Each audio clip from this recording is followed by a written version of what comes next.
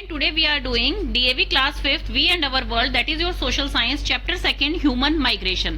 अब माइग्रेशन क्या होता है स्टूडेंट, जैसे आप ये पिक्चर में अच्छी तरह से देख पा रहे हैं कि यहाँ पर फैमिलीज मूव कर रही हैं एक जगह से दूसरी जगह पर। पूरी फैमिलीज दिखाई दे रही हैं, ऐसा नहीं है सिर्फ मेल मेंबर है, यहाँ पर फीमेल भी हैं, बच्चे भी हैं। दैट मीन्स पूरी फैमिली जो है वो मूव कर रही है एक जगह से दूसरी जगह के लिए। तो माइग्रेशन की डेफिनेशन इसे आप स्टार मार्क कर लीजिए, 1 मार्क्स में आपकी आ सकती है, फिल इन द ब्लैंक्स में आ सकती है, ट्रू एंड फॉल्स में आ सकती है। Migration is the systemic regular movement of people from one place to another.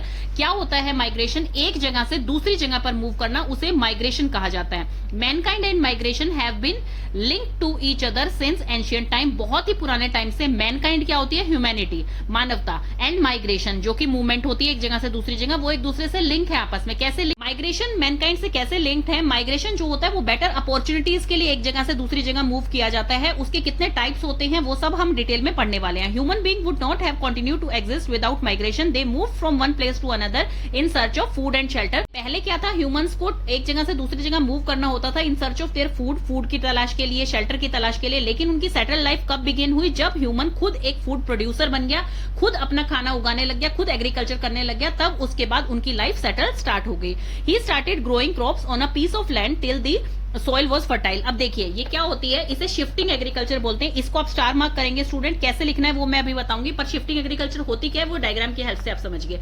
Shifting agriculture क्या होती है? ह्यूमंस ने क्या किया, जैसे ही उनके पास कोई लैंड था वहां पर अपनी क्रॉप्स जो है ग्रो करनी स्टार्ट की। और क्रॉप्स ग्रो कब तक हो सकती है स्टूडेंट? जब तक कि सॉइल फर्टाइल है। मतलब कि ये हम प्लांट्स के चैप्टर में साइंस में भी पढ़ चुके हैं कि जब तक आपकी सॉइल जो है उपजाऊ रहेगी, मिट्टी उपजाऊ रहेगी, तब तक आपके प्लांट्स बहुत अच्छे से ग्रो कर सकते हैं, उसे हर तरह के न्यूट्रिएंट सॉइल से मिल जाते हैं।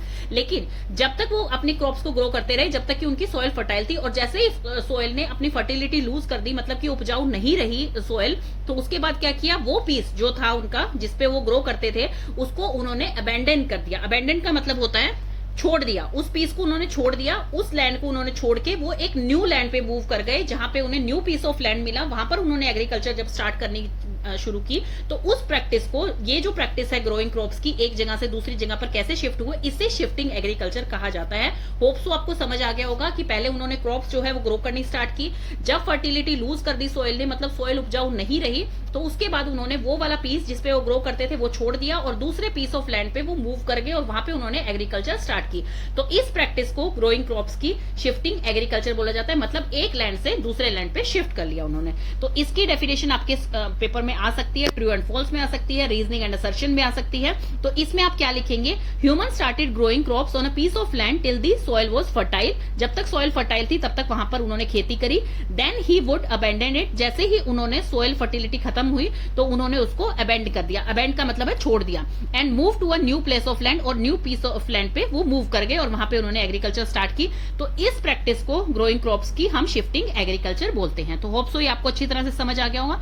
अब डू यू नो जो होते हैं आपके ब्लू बॉक्स स्टूडेंट, ये बहुत ही इंपॉर्टेंट होते हैं, कई बार ये आपसे मिस हो जाते हैं और इसी में से आपका क्वेश्चन आ जाता है।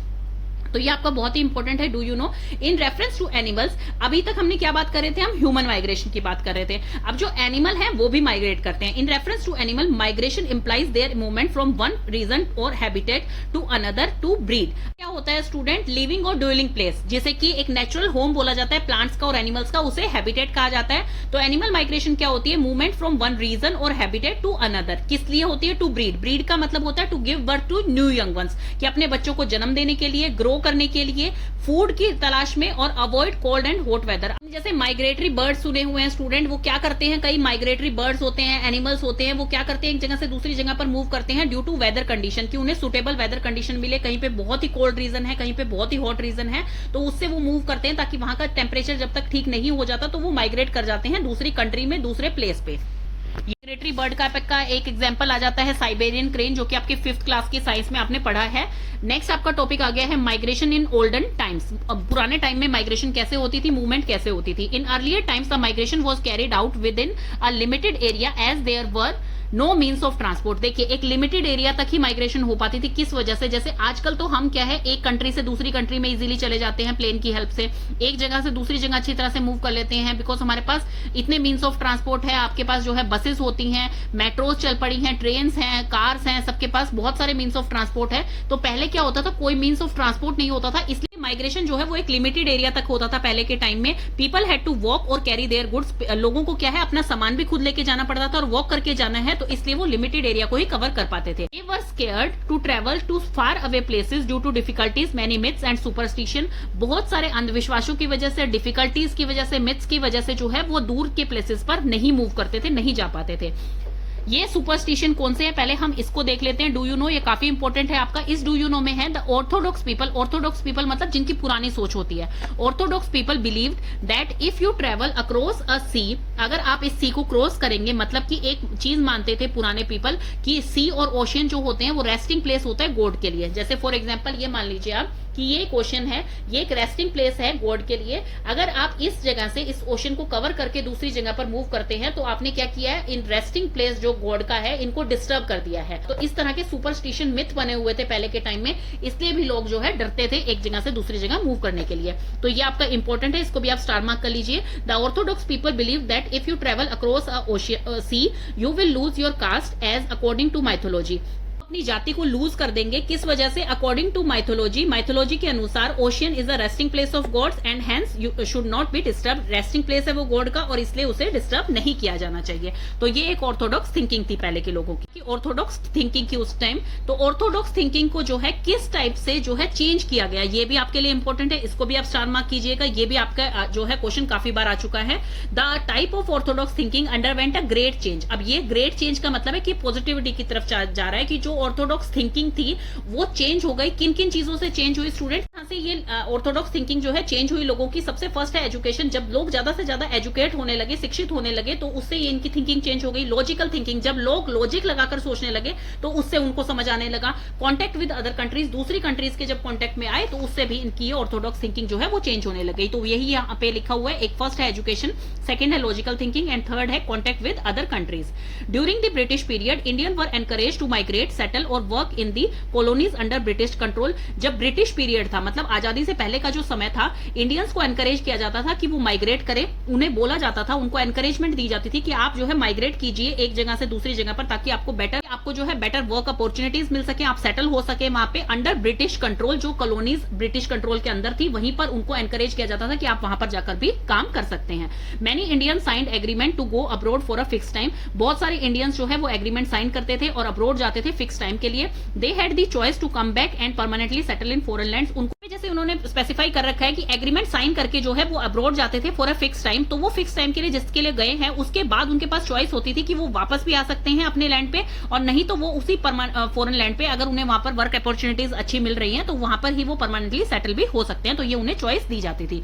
अब इसमें माइग्रेशन इन गोल्डन टाइम्स में जो मेन इंपॉर्टेंट चीजें हैं वो क्या है कि लोगों के पास पहले मीन्स ऑफ ट्रांसपोर्ट नहीं होता था, मतलब कि दूर प्लेसेस तक जाने के लिए बहुत डिफिकल्टी होती थी। बहुत सारे मिथ्स एंड सुपरस्टिशन, मतलब जो है ऑर्थोडॉक्स थिंकिंग थी पहले के लोगों की, और वो चेंज कैसे हुई, वो एजुकेशन से, लॉजिकल थिंकिंग से और दूसरी कंट्रीज के कांटेक्ट में आने से वो थिंकिंग जो है वो चेंज हो गई। तो ये आपका मेन इंपॉर्टेंट है माइग्रेशन इन ओल्डन टाइम्स में। अब आता है टाइप ऑफ माइग्रेशन। ये आपके लिए बहुत इंपॉर्टेंट है, इसको आप स्टार मार्क कर लीजिए, क्योंकि माइग्रेशन सिर्फ ये भी पूछ सकते हैं वो 1 मार्क्स में या फिर आपके फिल इन द ब्लैंक्स में आ सकता है ये कि माइग्रेशन जो है वो कितने टाइप्स के होते हैं, voluntary migration and force migration. जैसे नेम से ही पता लग रहा है स्टूडेंट, वॉलंटरी का मतलब क्या होता है, जो अपनी इच्छा से किया जाए उसे वॉलंटरी बोला जाता है। Migration is when people move to another place on their own wish and choice, मतलब कि जब अपनी इच्छा से कोई एक जगह से दूसरी जगह मूव करता है पर्सन, तो उसे वॉलंटरी माइग्रेशन बोला जाता है। ये क्या हो सकती है, बेटर जॉब अपॉर्चुनिटीज हो सकती है, एजुकेशनल अपॉर्चुनिटीज हो सकती हैं, या फिर फैमिली में कोई पर्सन, मान लीजिए कोई पर्सन बाहर रह रहा है, उनकी फैमिली उनके पास जाना चाहती है, तो उसे भी कहा जाएगा कि वो वॉलंटरी माइग्रेशन है। फैमिली या फ्रेंड से मिलने के लिए अनदर विलेज में, टाउन में, सिटी या स्टेट और कंट्री में अगर आप जाके उनके पास रहते हैं तो उसे बोला जाता है वॉलंटरी माइग्रेशन। में समझा रखा है कि वॉलंटरी माइग्रेशन का ही एग्जांपल दे रखा है यहाँ पे। The Anand couple was not happy when their son Hiten was transfer posted to Bengaluru. ये जो ओल्ड कपल है इन्हें बोला जा रहा है आनंद कपल, ये इतने खुश नहीं थे जब इनके बेटे की ट्रांसफर हुई बेंगलुरु में। They miss the grand children and were lonely इन पटियाला। ये अपने ग्रैंड चिल्ड्रन को बहुत ज्यादा मिस कर रहे थे और अकेला महसूस कर रहे थे पटियाला में। Hiten and his wife Avani also miss the companionship and help of their parents.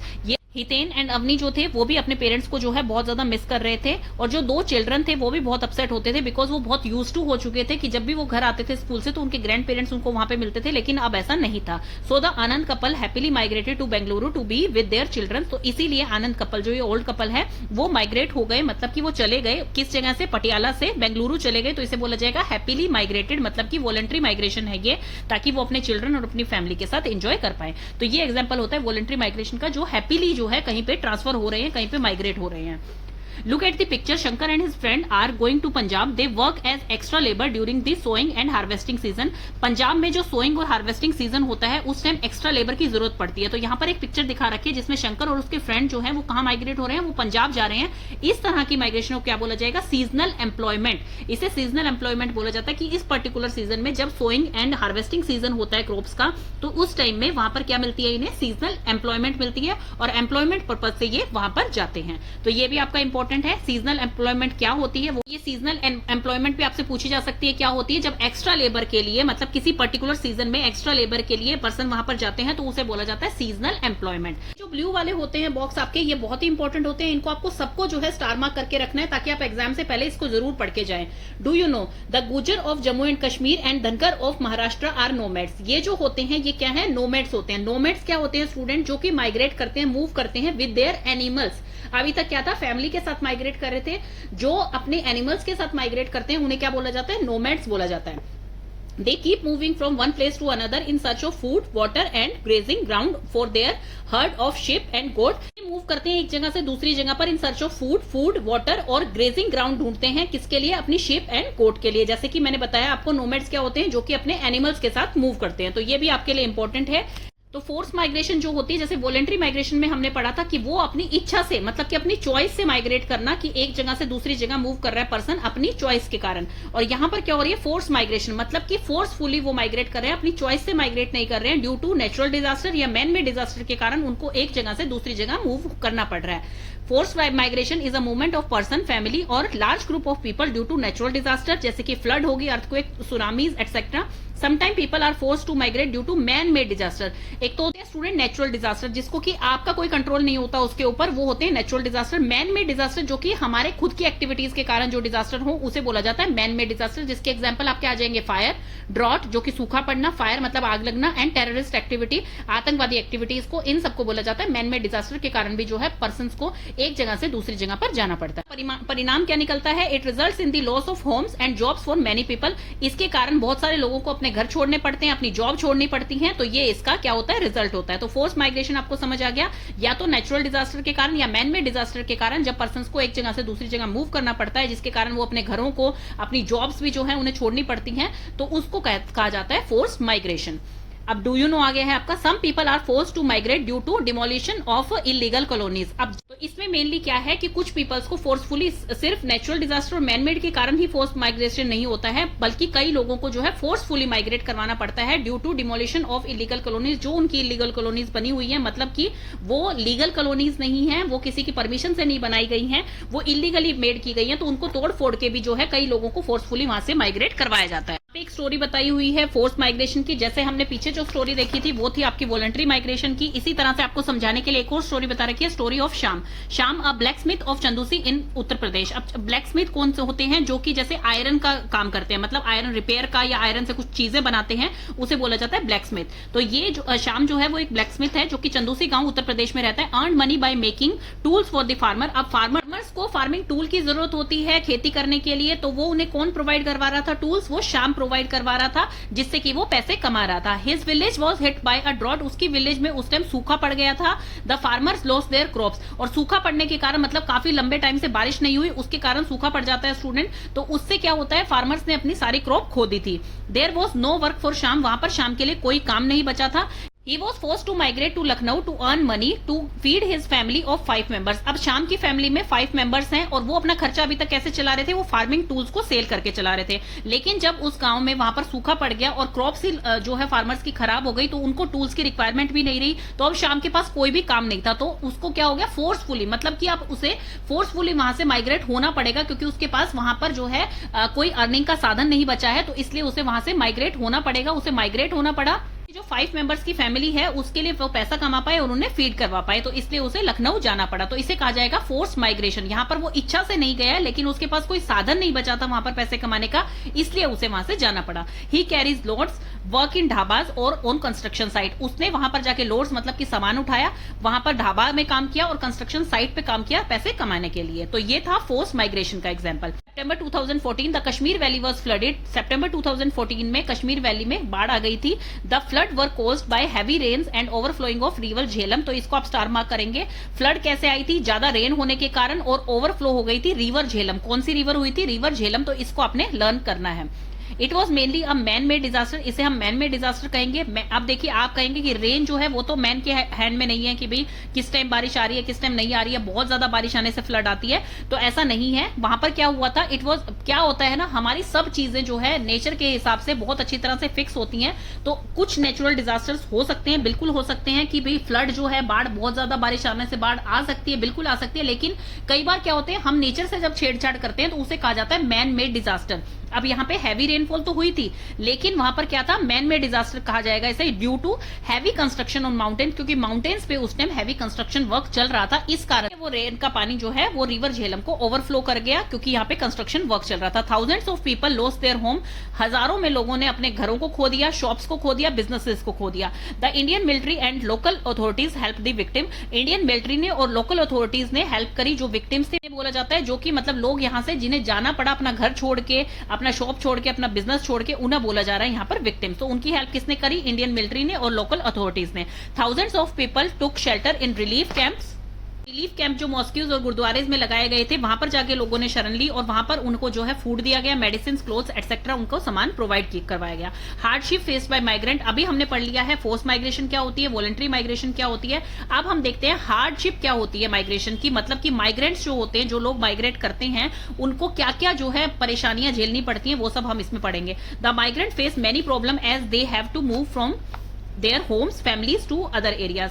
अब माइग्रेंट्स जो होते हैं उनको बहुत सारी प्रॉब्लम फेस करनी पड़ती है। क्यों? क्योंकि वो अपने घरों को छोड़ के आए होते हैं, अपनी फैमिलीज को, और दूसरी जगह पर वो जाते हैं। The labourers move to cities for job and better wages, salaries.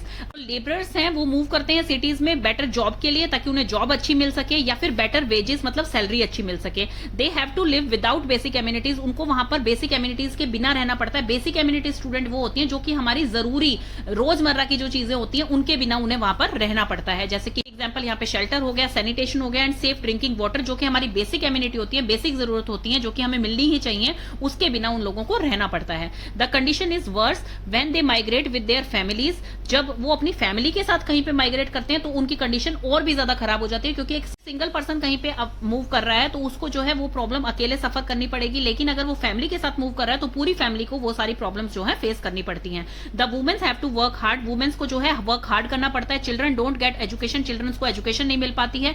Many migrants don't get any work and hence start begging. और बहुत सारे माइग्रेंट्स ऐसे होते हैं जिनको कोई काम नहीं मिल पाता है, कोई सैलरी नहीं मिल पाती है, जिसके कारण वो बेगिंग स्टार्ट कर देते हैं। तो यहाँ पर उसमें आपको जो है हार्डशिप दिखाई जा रही है कि माइग्रेंट्स को क्या क्या प्रॉब्लम्स जो है फेस करनी पड़ती हैं। Joy of migration. अब यहां पर है जॉय ऑफ माइग्रेशन, यहां पर था हार्डशिप ऑफ माइग्रेशन। अब जॉय ऑफ माइग्रेशन में क्या है? Migration is like a chain. If the first person who migrate sends happily settled information to the loved ones, the other also migrate to the same country. अब migration एक chain की तरह कैसे है student? मान लीजिए एक पर्सन गया है फैमिली का, उसने कहा कि मैं यहाँ बहुत ही वेल सेटल्ड हूँ, मेरे को यहाँ पे सारी एम्यूनिटीज मिल रही हैं, बहुत ही अच्छी कंट्री है, बहुत अच्छी सैलरी मिल रही है, जॉब अपॉर्चुनिटीज बहुत अच्छी हैं। तो उसने दूसरे को क्या मैसेज दिया? हैप्पीली सेटल्ड का मैसेज दिया। तो दूसरा पर्सन भी सोचेगा कि अगर मेरे पास यहाँ पे इतनी अच्छी फैसिलिटीज नहीं है तो मैं भी वहां पे मूव कर जाऊं। ऐसे ही वो तीसरे पर्सन को बताएंगे, तो इस तरह से ये एक चेन बनती हुई चली जाएगी। अगर वो हैप्पीली सेटल्ड का मैसेज पहुंचाते हैं तो दूसरा पर्सन भी उसी सेम कंट्री में माइग्रेट कर जाएगा कि वहां पर इतनी ज्यादा एम्यूनिटीज, इतनी ज्यादा सुविधाएं मिल रही हैं। Migration brings happiness to many peoples. Migration जो है बहुत सारे लोगों में खुशी भी लेके आती है। अब यहाँ पर हार्डशिप दिखाई गई थी, यहाँ पर जॉय दिखाया गया है। दे सी न्यू प्लेसेस को एक्सप्लोर करते हैं, क्लाइमेट को एक्सप्लोर करते हैं, दैट सूट्स देम, जो कि उन्हें सूट करता है। लर्न अबाउट न्यू कस्टम, नए नए कस्टम सीखने को मिलते हैं, पर्सन को ट्रेडिशन सीखने को मिलते हैं, क्यूजीन सीखने को मिलते हैं, ड्रेसेस, डांस, म्यूजिक एक्सेट्रा। अब मान लीजिए आप कंट्री एक ही में है, इंडिया में ही है, इंडिया में आप एक स्टेट से दूसरे स्टेट में माइग्रेट करते हैं तो वहां पर क्या है? कस्टम्स अलग हो जाते हैं, ट्रेडिशन अलग हो जाते हैं, क्यूजीन्स अलग हो जाते हैं, वहां की ड्रेसेस अलग अलग हो जाती हैं, डांस फॉर्म, म्यूजिक, सब कुछ अलग हो जाता है। तो ये नई नई चीजें आपको सीखने का मौका मिलता है जब आप माइग्रेट करते हैं। तो एनिमल माइग्रेशन, अब एनिमल माइग्रेशन क्या होता है? अभी तक हमने ह्यूमन माइग्रेशन के बारे में पढ़ा था कि वो वॉलंटरी होती है, एक फोर्स माइग्रेशन होती है, हार्डशिप क्या होती है और जॉय क्या होता है माइग्रेशन का, वो सब हम पढ़ चुके हैं। अब लास्ट टॉपिक आपका इस चैप्टर का है animal migration. Animals migrate with the change in season. Animals ज्यादातर माइग्रेट करते हैं चेंज इन सीजन के लिए, मतलब जैसे जैसे सीजन चेंज होता है तब एनिमल्स माइग्रेट करना स्टार्ट करते हैं। वो माइग्रेट करते हैं वार्मर वेदर पाने के लिए, बेटर फूड सप्लाई हो जहां पर, और सेफ प्लेस हो ताकि वो अपने यंग वंस को वहां बर्थ दे सके। ये हमने फर्स्ट पेज पे ही पढ़ा था स्टूडेंट की एनिमल्स जो है वो माइग्रेट करते हैं मेनली ब्रीड के लिए, मतलब अपने यंग वंस को बर्थ देने के लिए, ग्रो करने के लिए, फूड के लिए और वेदर चेंज के लिए, इनके लिए वो जो है माइग्रेट करते हैं। Animals don't follow a map और जीपीएस। एनिमल कोई मैप फॉलो नहीं करते, जीपीएस फॉलो नहीं करते, उन्हें पता होता है किस डायरेक्शन में उन्हें मूव करना है, और ये उन्होंने कहां से लर्न किया होता है? अपने पेरेंट्स से, और उनके पास एक स्पेशल सेंस होती है जिसके कारण वो मूव कर पाते हैं राइट डायरेक्शन में। ये अब कुछ एग्जांपल्स दे रखे हैं, जैसे कि caribou live in snow covered areas. Caribou जो है वो स्नो कवर्ड एरिया में रहता है। They migrate to warmer areas, वो वार्मर एरिया में माइग्रेट करते हैं। और wildebeest of Africa migrate in search of green pastures. Wildebeest जो है अफ्रीका की वो माइग्रेट करती है in search of green pasture, मतलब कि हरियाली भरा area. Crossing many crocodile filled river, यहाँ पर मैनी वर्ड है स्टूडेंट, मतलब कि एक रिवर नहीं जिसके अंदर मगरमच्छ प्रेजेंट होते हैं, बहुत सारी ऐसी रिवर जिनके अंदर क्रोकोडाइल प्रेजेंट होते हैं, ऐसी रिवर्स को क्रॉस करके जाती हैं। This great migration is known as one of the 7 wonders of the natural world. तो इस तरह की माइग्रेशन को, जो कि इतने सारे क्रोकोडाइल फिल्ड रिवर को क्रॉस करके जाती हैं, उसे बोला जाता है 7 wonders of the natural world. इसे 7 वंडर ऑफ नेचुरल वर्ल्ड बोला जाता है। तो ये भी आपके लिए इंपॉर्टेंट है, फिल इन द ब्लैंक्स में, या फिर आपके जो है ट्रू एंड फॉल्स में भी ये क्वेश्चन आ सकता है। और ये जो आप पिक्चर देख रहे हैं ये है माइग्रेशन ऑफ वाइल्ड बीस्ट। अब ये होप सो आपको चैप्टर अच्छी तरह से समझ आ गया होगा। इस चैप्टर में मेन इंपॉर्टेंट क्वेश्चंस आपके क्या बनते हैं स्टूडेंट? माइग्रेशन की डेफिनेशन क्या है? Systemic movement of people from one place to another, उसे माइग्रेशन कहा जाता है। रीजन क्या है कि माइग्रेशन जो है किस टाइप से होता था अर्लियर टाइम में, वो क्या है वो आपको पढ़ना है इसमें, कि ऑर्थोडॉक्स पीपल क्या होते थे, वो क्या सोचते थे कि भाई ओशियन को अगर किसी ने क्रॉस कर लिया तो रेस्टिंग प्लेस ऑफ गॉड है ओशियन, और अगर उसने क्रॉस कर लिया तो वो क्या है, वो गॉड्स को डिस्टर्ब कर देगा, इस वजह से वो अपनी कास्ट को खो देंगे। तो ये एक ऑर्थोडॉक्स पीपल थिंकिंग थी, जो कि चेंज कैसे हुई? एजुकेशन से, लॉजिकल थिंकिंग से, कॉन्टेक्ट विद अदर कंट्रीज से ये चेंज हो गई है। तो ये भी इंपॉर्टेंट है, ये भी इंपॉर्टेंट है। शिफ्टिंग एग्रीकल्चर क्या होती है? जब तक सोइल फर्टाइल रहती है तब तक वो वहां पे ग्रो करता है क्रॉप्स को, और जब सोइल जो है अपनी फर्टिलिटी को लूज कर देती है तो वो क्या करता है, उस लैंड को छोड़ के और दूसरे लैंड पर मूव कर जाते हैं। तो इस प्रैक्टिस को ग्रोइंग क्रॉप्स की बोला जाता है शिफ्टिंग एग्रीकल्चर। माइग्रेशन कितने टाइप के होते हैं? वॉलंटरी एंड फोर्स माइग्रेशन होता है। वॉलंटरी माइग्रेशन कौन सा होता है? जो कि बेटर जॉब अपॉर्चुनिटीज के लिए, एजुकेशन अपॉर्चुनिटी या अपनी फैमिली मेंबर्स के पास जाने के लिए करा जाए, उसे बोला जाता है वॉलंटरी, जो कि चॉइस से किया जाता है। फोर्स माइग्रेशन कौन सा होता है? जो कि अपनी चॉइस से नहीं किया जाता है, जो कि फोर्सफुली करना पड़ता है लोगों को, नेचुरल डिजास्टर के कारण या मैन मेड डिजास्टर के कारण, जिसमें उन्हें अपना घर भी छोड़ना पड़ता है, अपना जो है बिजनेस भी छोड़ना पड़ता है, जॉब भी छोड़नी पड़ती है। और माइग्रेशन इस तरह से भी हो सकता है कि डिमोलिशन ऑफ इलीगल कॉलोनीज, मतलब कि इलीगल कॉलोनीज जहां पर बनी हुई होती है, जो कि लीगल बिल्कुल भी नहीं है, जो कि इलीगली बनी गई है, उनको भी जो है तोड़ फोड़ कर उन पर्संस को भी जो है वहां से माइग्रेट करवाया जाता है। देन है सीजनल एम्प्लॉयमेंट। सीजनल एम्प्लॉयमेंट कौन सी होती है? जो कि पर्टिकुलर किसी सीजन में एक्स्ट्रा लेबर की जरूरत होती है किसी भी स्टेट में, किसी भी जगह पर, तो उसे बोला जाता है सीजनल एम्प्लॉयमेंट। एनिमल माइग्रेट किस लिए करते हैं? ब्रीडिंग के लिए, मतलब कि अपने यंग वंस को बर्थ देने के लिए, ग्रो करने के लिए, फूड अच्छी जगह पर मिले, और वेदर चेंज के कारण जो है एनिमल माइग्रेट करते हैं। ये दो आपको बताए गए थे, एक थे धनगर महाराष्ट्र के, गुज्जर जम्मू एंड कश्मीर के, ये नोमैड्स होते हैं, मतलब कि अपने एनिमल्स के साथ मूव करते हैं किसी भी दूसरी जगह पर। एक ये चीज इंपॉर्टेंट है आपकी, सितंबर 2014 में कश्मीर वैली के अंदर फ्लड आई थी। किस वजह से आई थी? झेलम जो है वो ओवरफ्लो कर दी गई थी हैवी रेन की वजह से, लेकिन ये मैन मेड डिजास्टर बोला गया था। किस लिए बोला गया था? क्योंकि यहाँ पे हैवी कंस्ट्रक्शन वर्क चल रहा था माउंटेन्स के ऊपर। एंड नेक्स्ट आपका आ गया है इसमें कि एनिमल माइग्रेशन में किसको बोला जाता है? 7 wonders of the natural world, जो कि है वाइल्ड बीस्ट ऑफ अफ्रीका, जो कि माइग्रेट करती हैं ग्रीन पेस्चर के लिए, जिससे कि बहुत सारी रिवर्स क्रॉस करके जानी पड़ती है, जो कि क्रोकोडाइल फिल्ड रिवर होती हैं। तो ये आपका पूरे चैप्टर में से इंपॉर्टेंट क्वेश्चन था जो मैंने आपको बता दिए हैं।